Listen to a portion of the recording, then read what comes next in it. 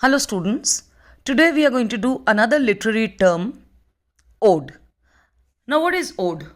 Ode is a form of poetry such as sonnet or elegy. Ode is a literary technique that is lyrical in nature but not very lengthy. An ode is a lyrical stanza written in praise for a person, event or thing.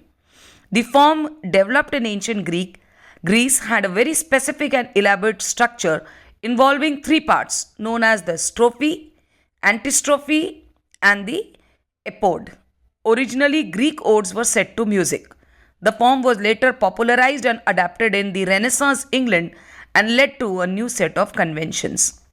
The ode word comes originally from the Greek word ode, meaning song.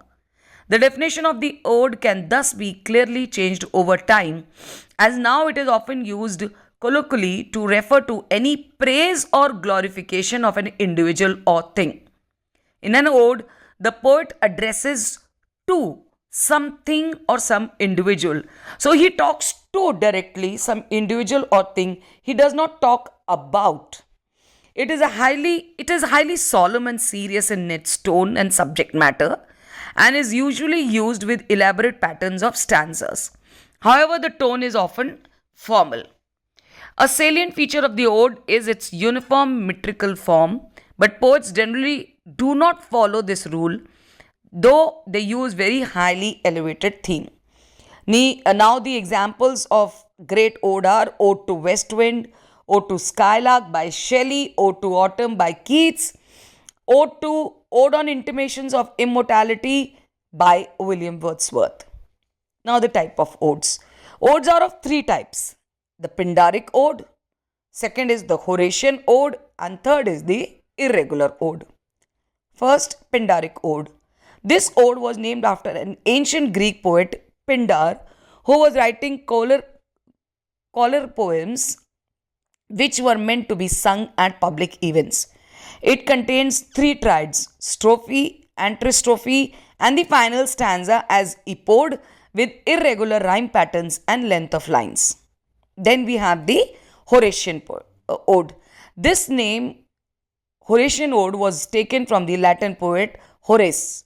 Unlike heroic odes of Pindar, Horatian odes are informal, meditative, and intimate.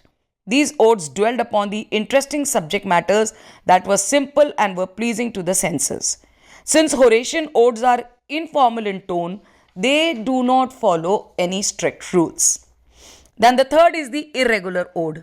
This type of ode is without any formal rhyme scheme and structure, such as the Pindaric ode. Hence, the poet has great freedom and flexibility to try any types of concepts and moods. William Wordsworth and John Keats were such poets who extensively wrote irregular odes, taking advantage of this form. So, we can conclude that ode is a form of lyrical poetry where the poet uses a certain metrical pattern and rhyme scheme to express their noble and lofty sentiments in serious and sometimes satirical tone. Since the themes of the odes are inspiring and lofty, they have a universal appeal. Also, by using sublime and exceptional style, poets endeavor to compose grand and elevated type of odes. Sometimes odes may be humorous, but they are always thoughtful, intended to explore important themes and observations which are related to human relations, emotions, and senses. Therefore, odes can be called an adulation to something or someone.